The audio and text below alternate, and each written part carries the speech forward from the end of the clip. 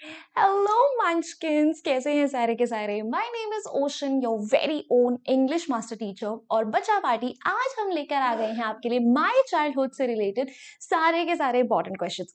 जैसा कि आप सबको पता है कि माय चाइल्डहुड आपके सिलेबस का one of the most important chapter है और इसके अंदर बहुत सारे ऐसे क्वेश्चंस हैं जो काफी इंपॉर्टेंट है और काफी बार बच्चों के एग्जाम्स में रिपीट भी होते हैं।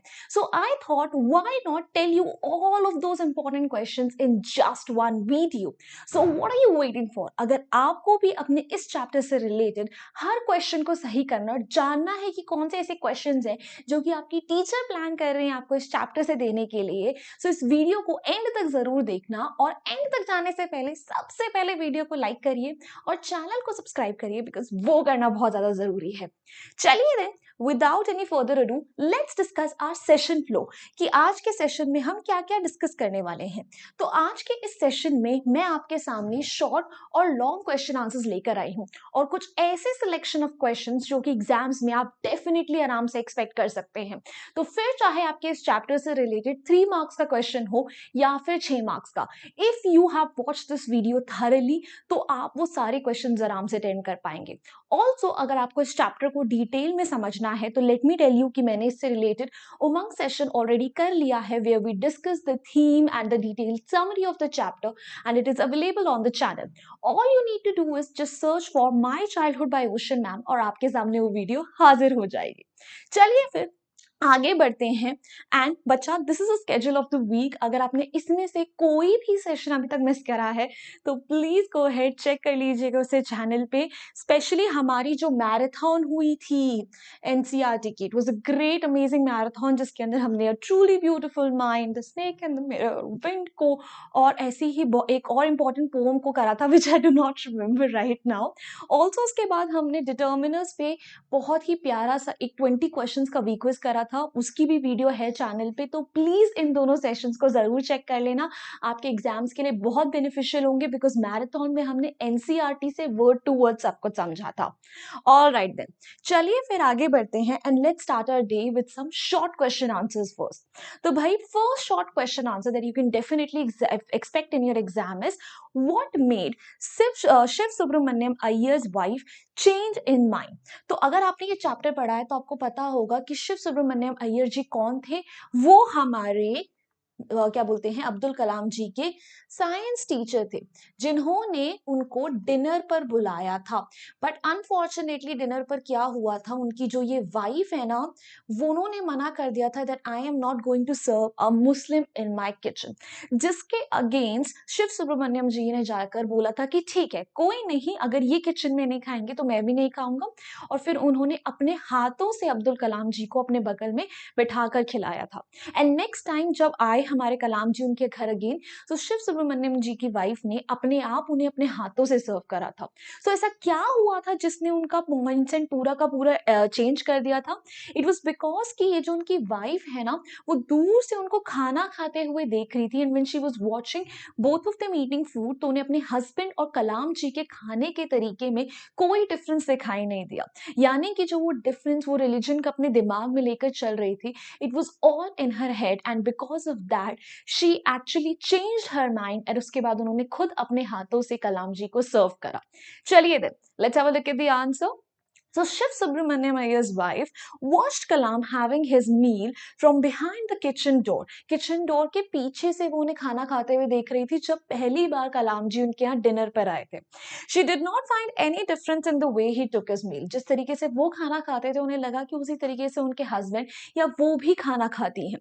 This made her change his mind. On his next visit to the teacher's house, she took Kalam inside the kitchen. She served him food with her own hands. वो नेक्स्ट टाइम उन्हें अपनी kitchen में लेके गई और खुद अपने हाथों से उन्होंने खाना तक सर्व करा।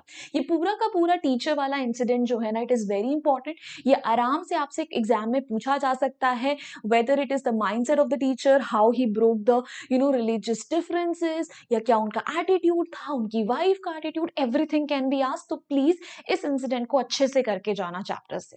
चलिए then, moving ahead. How did Kalam earn his first wages? Now this is a very famous हमारा question when it comes to my childhood. ये question तो definitely आप एग्जाम में एक्सपेक्ट कर सकते हो, और जब इसकी बात आती है ना तो बच्चे ना एग्जाम में अक्सर कंफ्यूज हो जाते हैं, बिकॉज आपके सामने दो इंसिडेंट्स दे रखे हैं. एक है टैमरिन सीड्स वाला, ठीक है, जहां पे कलाम जी टैमरिन सीड्स को बेचकर एक आना कमाते थे एक दिन में.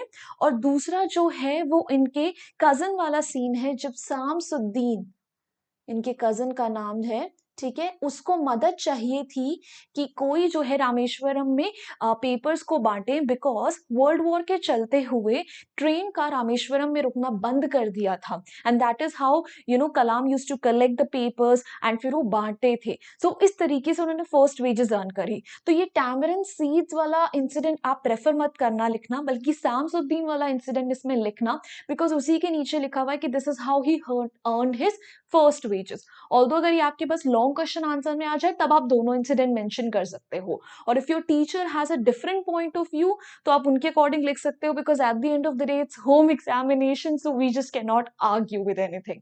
ऑलराइट, चलिए अब हम इस आंसर को देखते हैं. शामसुद्दीन वाला इंसिडेंट ही देखेंगे कि how he used to collect papers, क्योंकि ट्रेन का हॉल्ट नहीं होता था, एंड जिस तरीके से उन्होंने फर्स्ट वेजेस अर्न करे थे. Let's have a look at the answer now.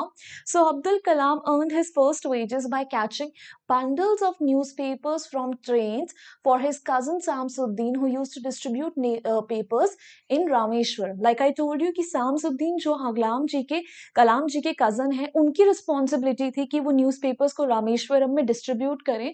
But World War के चलते हुए ट्रेन जो है रामेश्वरम में रुकती नहीं थी, इसलिए he needed some assistance जो रामेश्वरम में कैच करे सारे के सारे न्यूज़पेपर के बंडल्स और उनकी हेल्प करे. So during the second world war the train halt at the Rameswaram station was suspended, यानी रोक दिया गया था. So bundles of newspapers were now thrown off moving trains and had to be collected. तो चलती हुई ट्रेन से उन्हें बंडल्स कलेक्ट करने पड़ते थे so that they could distribute the newspaper in the city. Alright, चलिए now moving on to the next one now. How did Lakshman Shastri reform the young teacher? Now this is also a very important incident. आपके My Childhood chapter में ना teacher से related दो incident दिए हैं. एक ये वाला इंसिडेंट है जहाँ पे उनके स्कूल के नए टीचर जो हैं रिलीजियस डिफरेंस को बढ़ावा देते हैं, और एक पंडित और एक मुस्लिम के बेटे को साथ में देखते हुए ऑफेंड होकर कलाम जी को लास्ट वाली सीट पे भेज देते हैं. ऑन द अदर हैंड वो साइंस टीचर वाला किस्सा है जहां पर शिव सुब्रमण्यम अय्यर जी जो है कलाम जी को अपने हाथों से खाना खिलाते हैं और इस रिलीजियस बैरियर को तोड़ते हैं. तो ये वो वाला इंसिडेंट है जहां पे कलाम जी को देखो कैसे बैक सीट पर भेजा जा रहा है. तो लक्ष्मण शास्त्री जी कौन थे? ये कलाम जी के फ्रेंड रामानंद शास्त्री जी के ना पापा थे. तो Ramanand and Kalam ji they were great friends and they used to sit together in the school, और वो फर्स्ट सीट पर बैठे थे. पर जो नया टीचर आया, जब उन्होंने दोनों बच्चों को एक साथ बैठा हुआ देखा तो उन्हें बिल्कुल अच्छा नहीं लगा, कि क्योंकि रामानंद जी जो थे वो एक पंडित के बेटे थे, on the other hand Kalam ji एक मुस्लिम के बेटे. So he was like how can a Muslim and a pandit sit together, और फिर उन्होंने कलाम जी को लास्ट सीट पर भेज दिया. जब रामानंद जी ने अपने फादर यानी लक्ष्मण शास्त्री जी को ये कहानी बताई तो उनको बहुत बुरा लगा. वो स्कूल गए और उन्होंने टीचर को बुलाकर उन्हें डांटा कि भाई आप ऐसी चीजें, ऐसे सोच विचार प्लीज बच्चों के माइंड में मत डालिए जहां पर वो रिलीजियस डिफरेंस को बढ़ावा दें. या तो आप माफी मांगिए पब्लिकली या फिर आप स्कूल को छोड़ दीजिए. और इसके बाद टीचर को अपनी गलती की रियलाइजेशन हुई, and that is how he reform और चेंज. चलिए now let's have a look at the answer. मैंने तो बहुत डिटेल में बताया था, शॉर्ट आंसर है तो टू द पॉइंट लिखेंगे. सो Lakshman Shastri was Ramanand Shastri's father, like we discussed, and when he came to know that the young teacher had shifted Kalam to the last row, he got very angry. जब उन्हें पता चला कि कलाम जी को last row पे भेज दिया गया था, उन्हें बहुत गुस्सा आया. He summoned का मतलब क्या होता है बेटा? बुलाना. So he called the teacher, he told the teacher that he should not spread the poison of social inequality and communal intolerance. These are keywords for you. Social inequality और communal. Communal intolerance का मतलब हुआ कि ये जो छोटी छोटी अलग अलग communities हैं उनके बीच में ये differences की वजह से वो जो दूसरे को tolerate नहीं कर पाते उसको बोलते हैं communal intolerance in the minds of innocent children. तो ऐसे विचार उन्हें बच्चों के दिमाग में नहीं डालने चाहिए. He asked him to either apologize or quit school and thus the teacher regretted and he was reformed. तो उन्होंने बोला कि या तो आप माफी मांगिए या आप स्कूल छोड़िए और उसके बाद टीचर को अपनी गलती की रियलाइजेशन हुई और वो बदल गए. आगे बढ़ते हैं. Then how was Kalam's mother ideal support to her husband. ये कलाम जी की एक्चुअल फैमिली दिखाई गई है, उनके सिबलिंग्स, उनके पापा मम्मी सब लोग. तो कलाम जी के ऊपर ना कलाम जी के पेरेंट्स का बहुत बड़ा इन्फ्लुएंस था. और आपसे पूछा जा सकता है कि what qualities did he inherit from his parents. तो जब आप बोलोगे कि पापा से उन्होंने ऑनेस्टी और इंटेग्रिटी को सीखा था और मम्मा से काइंडनेस एंड जेनरोसिटी. ठीक है, तो ये क्वेश्चन अगर आए तो प्लीज उसे मेंशन कर दीजिएगा. Now coming to this question कि how was Kalam's mother a perfect support for her husband. तो कलाम जी की मम्मा जो है वो अपने हस्बैंड को बहुत अच्छे से सपोर्ट करती थी. She was also very kind lady and she used to feed a lot of people every day. अपनी फैमिली से भी हटकर वो बहुत लोगों को खाना खिलाती थी. तो उनके बीच की कंपैटिबिलिटी बहुत अच्छी थी और इस तरीके से वो अपने हस्बैंड के लिए परफेक्ट सपोर्ट सिस्टम का काम करती थी. Let's have a look at the answer now. So Kalam's mother आशी अम्मा, हाँ this is her name, please इसको भी ध्यान रखना, was ideal support to her husband. She was a picture of goodness and deep kindness. कि बहुत kind lady थी वो and she was tall, good looking and very attached to her children. अपने बच्चों से बहुत attached थी and like her husband she was very generous and fed a number of outsiders daily. तो उनके husband के जैसे सोच विचार थे, वो भी बहुत खुले विचारों के थे, लोगों की मदद करते थे. कुछ ऐसे ही कलाम की मम्मा भी थी and Kalam inherited the values of kindness and generosity from her. और इस तरीके से काइंडनेस जेनरोसिटी जैसी क्वालिटीज जो हैं उनके अंदर उनकी मदर के थ्रू आए थे. Alright, moving ahead, why does Kalam say he had a secure childhood both materially and emotionally? कलाम जी ये क्यों कहते हैं कि उनका बचपन जो है कि आप मटीरियलिस्टिक वे में देखो या इमोशनल वे में देखो बहुत अच्छा था, बहुत फुलफिल्ड था. तो वो ऐसा इसलिए कहते हैं क्योंकि कलाम जी के फादर जो थे ना, although he was not very rich, but उन्होंने कभी भी अपनी फैमिली के लिए किसी चीज की कमी नहीं होने दी. He always provided for the family and at the same time जो उनकी फैमिली थी वो बहुत खुले विचारों की थी. They always took care of Kalam. उनके अंदर अच्छे संस्कार डाले, उन्हें अच्छी वैल्यूज दी, उनका माइंडसेट बहुत अच्छा करा. और इस वजह से कलाम जी बोलते हैं कि चाहे मैं मटीरियली बोलूं चाहे मैं इमोशनली बोलूं, मुझे मेरे बचपन में सब कुछ मिला था मेरे पेरेंट्स के through. Let's have a look at the answer now. So though not very well off, यानी बहुत ज़्यादा rich नहीं थे, Kalam's father made sure he provided his family with all the necessities in terms of food, medicine, clothes, कपड़े हो गए, medicine हो गए, food हो गया, education हो गया. उन्होंने कभी किसी चीज़ की कमी नहीं होने दी. And apart from this, Kalam got all the love and parental guidance from them during his childhood. और अपने बचपन में जो प्यार, जो guidance एक बच्चा अपने पेरेंट्स से एक्सपेक्ट करता है वो भी उन्हें अपने मम्मी पापा से भरपूर मिला था. So that is why he says that he had a very secure childhood both materially and emotionally. So इसलिए कलाम जी कहते हैं कि हम मटीरियली बोले या फिर इमोशनली बोले, उनका चाइल्डहुड बहुत ही सिक्योर्ड था. ऑलराइट, चलिए now moving ahead. What did Kalam's family do during the annual Shri Sita Ram Kalyanam ceremony? Now this is also a very important question because ये एक ऐसा इंसिडेंट है जो कि दिखाता है कि कैसे कलाम ही नहीं बल्कि कलाम जी के मम्मी पापा भी रिलीजियस डिफरेंसेस में बिल्कुल बिलीव नहीं करते थे.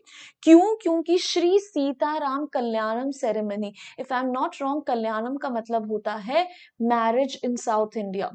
तो हर साल जब सीता और राम जी की शादी का टाइम आता था, कराना होता था, रिचुअल्स, हिंदू रिचुअल्स, तो उस टाइम पे जो कलाम जी की फैमिली है ना, ऐसे बोट्स देखो को प्रिपेयर करती थी और उसके अंदर प्रॉपर प्लेटफॉर्म्स लगवाती थी जिसपे ना राम जी, सीता जी की मूर्तियां रखी जाती थी और उन्हें क्या बोलते हैं, मंदिर से उस प्लेस पर लेकर जाया जाता था उन मूर्तियों को जहां पर वो कल्याणम सेरेमनी होती थी। तो इस तरीके से this was a very nice gesture from their end to show religious tolerance, कि जहां उन्हें किसी भी रिलीजन से कोई भी भेदभाव नहीं है, वो हर रिलीजन को इक्वली ट्रीट करते थे और उनके भावनाओं की रिस्पेक्ट करते थे। Let's have a look at the answer now.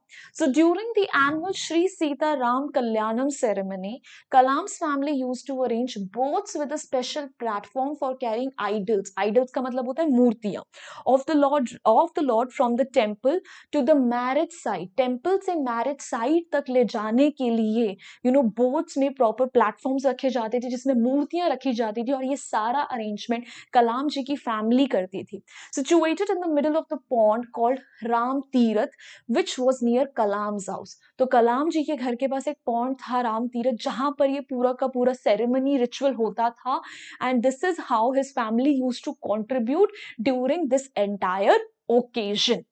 All right. Chaliye now. Let's move on to the long question answers now. So we are going to talk about the value based questions. So they are going to be very, very important and crucial for you because as you guys know, बहुत सारे बच्चों को ना long question answers में काफी problem आती है. इनको करने में ना उनकी बहुत बड़ी आफत आती है कि इनको कैसे अटेम्प्ट करें, इनकी बिगिनिंग कैसे करें, एंडिंग कैसे करें, what point should they include. So अगर आपके भी कुछ ऐसे इश्यूज हैं तो प्लीज इन क्वेश्चंस को अच्छे से नोट डाउन करना. इनमें जो भी आपको लाइंस वर्ड्स अच्छे लगे please note them down so that you can use them in your other value based questions related to this chapter, because कहीं ना कहीं इन्हीं वैल्यू बेस्ड क्वेश्चन से रिलेटेड आपके एग्जाम में भी क्वेश्चंस आएंगे. चलिए ना, let's have a look at the first question. Once you decide to change the system, such problems have to be confronted. What system is this sentence referring to? ठीक है कि जब आप एक बार सिस्टम को चेंज करने का ठान लेते हो तो आपको ऐसी प्रॉब्लम्स को जरूर फेस करना पड़ता है. तो यहाँ पे हम किस सिस्टम की बात कर रहे हैं? हम उस सिस्टम की बात कर रहे हैं जहां पे रिलीजियस डिफरेंसेस को माना जाता है, जहां पे एक रिलीजन, एक कम्युनिटी को दूसरी कम्युनिटी के ऊपर दर्जा दिया जाता है. And what are such problems? कौन सी प्रॉब्लम्स होती हैं भाई? जिस तरीके से देखिए कलाम जी जब अपने साइंस टीचर के यहाँ खाना खाने गए थे तो ऑल दो उनके साइंस टीचर जो है वो तो इन रिलीजियस डिफरेंसेस में बिल्कुल बिलीव नहीं करते थे कि मैं हिंदू हूँ, ये मुस्लिम है, ये मेरे साथ कैसे खाना खाएगा, एंड ऑल ऑफ दो स्टफ. बट वहीं जो उनकी वाइफ थी वो इस चीज से बहुत ज्यादा ऑफेंडेड थी कि how can a Muslim be in her kitchen और वो उन्हें खाना खिलाए.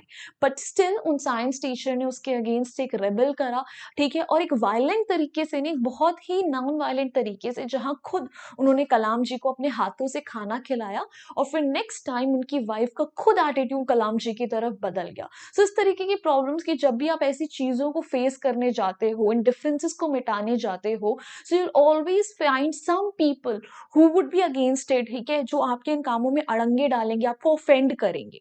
And does the text suggest that the problems have been tackled? क्या जो आप ये टेक्स्ट आपने चैप्टर पढ़ा इससे आपको लगता है कि ये प्रॉब्लम्स टैकल यानी खत्म हो गई हैं अब?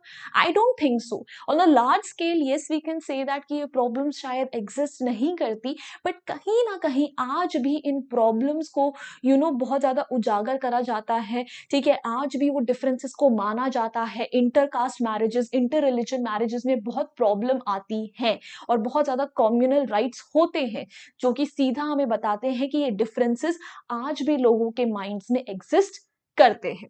Let's have a look at the answer now. So, the above sentence refers to the religious differences between people in Rameshwaram. कि रामेश्वरम में लोगों के mindsets में कितना ज़्यादा religious difference घर कर चुका है. At that time, the small society of the town was rigid in terms of segregation of different societal groups. Segregation का मतलब बच्चा होता है separation. कि अगर हम उस समय की बात करें जब कलाम जी बच्चे थे, एग्जिस्ट करते थे, तो उस टाइम पे रामेश्वरम में ये सिस्टम बहुत स्ट्रिक्ट था कि जहाँ पर डिफरेंट डिफरेंट कम्युनिटीज को ना अलग से ट्रीट करा जाता था। The system was prevalent. Prevalent का मतलब होता है कि जो चीज बहुत ज्यादा ना एग्जिस्ट करती है in the whole of the country, तो पूरी कंट्री में ये सिस्टम फैला हुआ था। The high caste people did not like to eat और drink with the people of low caste, कि जो ऊपर वाली जाति वाले लोग बोलते हैं ना, ऊपर जाति नीची जाति, तो वो लोग जो हैं नीची जाति वाले लोगों के साथ खाना पीना बैठना प्रेफर नहीं करते थे। The new teacher in Abdul Kalam's class could not tolerate a Muslim boy should sit with the son of a Hindu priest. Similarly, जैसे कलाम जी के स्कूल में जब नए टीचर आए तो उन्हें ये चीज बिल्कुल अच्छी नहीं लगी कि कैसे एक पंडित और एक मुस्लिम का बेटा साथ बैठा है. He sent Abdul Kalam to the backbench. But some people have tried to fight these problems. But वहीं कुछ ऐसे लोग भी हैं जिन्होंने इस प्रॉब्लम से लड़ने की कोशिश करी, जैसे कि Abdul Kalam teacher Shiv Subramaniam Iyer who served Abdul Kalam with his own hands. जैसे कि उनके साइंस टीचर जिन्होंने खुद अपने हाथों से कलाम जी को खाना खिलाया. He sat down beside him to eat. Later, his wife also realized her mistake. तो उनके बाद उसकी वाइफ को भी अपनी मिस्टेक की रियलाइजेशन हुई. And the next week she served Abdul Kalam in her kitchen. और उसके अगले हफ्ते खुद उन्होंने अब्दुल कलाम जी को अपने हाथों से खाना खिलाया. Yet these problems are deep rooted in India and they have not been tackled even now. पर फिर भी ये सारी की सारी प्रॉब्लम्स अभी भी एग्जिस्ट करती हैं और लोगों ने ये दिमाग में है और अभी तक खत्म नहीं हुई है. So that was the entire answer. No what do you need to know in the entire answer, कि किस तरीके से हमने पार्ट बाय पार्ट आंसर को लिखा है. जैसे फर्स्ट पार्ट में हमने बताया कि वो सिस्टम क्या है, उसको डिस्क्राइब करा रामेश्वरम ने. फिर हमने बताया कि किस तरीके से कौन सी प्रॉब्लम्स फेस करी जाती हैं, टीचर वाली प्रॉब्लम, शिव सुब्रमण्यम अय्यर जी की वाइफ वाली प्रॉब्लम. फिर उसके बाद हमने थर्ड पार्ट का आंसर करा कि क्या ये प्रॉब्लम्स अभी तक टैकल हो चुकी है, खत्म हुई है, नहीं, दे स्टिल डू एग्जिस्ट. तो इस तरीके से आपको हर पार्ट का आंसर करना है and that is how you have to write your value based questions. इन क्वेश्चंस में आपके ओपिनियंस मैटर करते हैं और उन ओपिनियंस को सपोर्ट करने के लिए आपको टेक्स्ट से एग्जाम्पल्स देने पड़ेंगे. जैसे जब हम बोल रहे हैं कि प्रॉब्लम्स आती हैं तो हमने बताया कैसी प्रॉब्लम्स आती हैं, उसके लिए हमने सारे के सारे इंस्टेंसेस कोट करे टेक्स्ट से. सो this is how you can write a very good value based answer. Let's move on to the question number 2 now. In my childhood, APJ Abdul Kalam describes two of his teachers. What is the difference between the outlook of these two teachers? जैसा कि मैंने आपको बोला था, ये दोनों teachers आपके लिए बहुत ज्यादा इंपॉर्टेंट हैं. दोनों के दोनों इंसिडेंट्स जो हैं आपसे आराम से किसी ना किसी तरीके से पूछे जा सकते हैं. तो भाई कौन से दो टीचर्स हैं? पहले थे उनके नए टीचर स्कूल के, ठीक है. उन्होंने क्या करा था, उन्होंने कलाम जी को और उनके फ्रेंड रामानंद जी को अलग अलग बिठा दिया था. So he was a supporter of religious difference, और वो इस चीज में बिलीव करते थे कि भाई हाँ, कि मुस्लिम्स जो है वो हिंदूज के साथ घुलने मिलने नहीं चाहिए. ऑन द अदर हैंड कौन से दूसरे टीचर थे? दूसरे टीचर थे उनके साइंस टीचर, ठीक है. कौन थे? शिव सुब्रमण्यम अय्यर जी, जिन्होंने, ठीक है, इस पूरी प्रथा के अगेंस्ट थे कि रिलीजियस डिफरेंस नहीं एग्जिस्ट करना चाहिए. और इसको उन्होंने कैसे पोर्ट्रे करा? He invited Kalam to his house. उन्होंने कलाम जी को डिनर के लिए इनवाइट करा. और यही नहीं, जब उनकी वाइफ को ये चीज बुरी लगी कि कैसे एक पंडित की किचन में एक मुस्लिम बैठ सकता है, तो शिव सुब्रमण्यम अय्यर जी ने स्टिल कलाम जी को अपने बगल में बिठाकर अपने हाथों से खाना खिलाया. एंड नेक्स्ट टाइम उनकी वाइफ ने फिर अपने हाथों से कलाम जी को सर्व भी करा. So this is how he try to reform the system. वहीं जो उनके पहले टीचर थे उन्होंने सिस्टम को बढ़ावा दिया था. Alright, let's have a look at the answer now. See, Abdul Kalam describes two teachers of his school days. When he was in 5th standard, a new teacher came to the class. और वो नए teacher ने क्या करा? He saw Kalam sitting in the front row next to his close friend Ramanand Shastri. He got offended. He could not tolerate that a Muslim boy should sit with a Brahmin boy. उन्हें ये बात बिल्कुल अच्छी नहीं लगी कि एक मुस्लिम का बेटा कैसे एक ब्राह्मण के बेटे के साथ बैठा हुआ है. So what did he do? He sent Abdul Kalam back to the back bench. उन्होंने अब्दुल कलाम जी को लास्ट वाली बेंच पे भेज दिया and it made both Kalam and Ramanand very sad, जिसकी वजह से दोनों दोस्तों को बुरा लगा. And later, however, the teacher realized his mistake. But बाद में टीचर को मिस्टेक रियलाइज हुई थी. क्यों? क्योंकि रामानंद शास्त्री जी के फादर ने उनको डांटा था. Next, the attitude of Abdul Kalam science teacher was quite different. But वहीं अगर comparison हम उनके science teacher का करें तो वो बहुत different थे. Why? Because Shiv Subramaniam Iyer ji did not believe in social barriers and tried his best to break them. Because unlike the new teacher, उन्होंने इन religious barriers को तोड़ने की कोशिश करी. One day he invited Kalam home for a meal. उन्होंने dinner के लिए बुलाया कलाम जी को. His wife was a traditional lady. उनकी वाइफ जो थी प्रॉपर ऑर्थोडॉक्स रिलीजियस लेडी थी.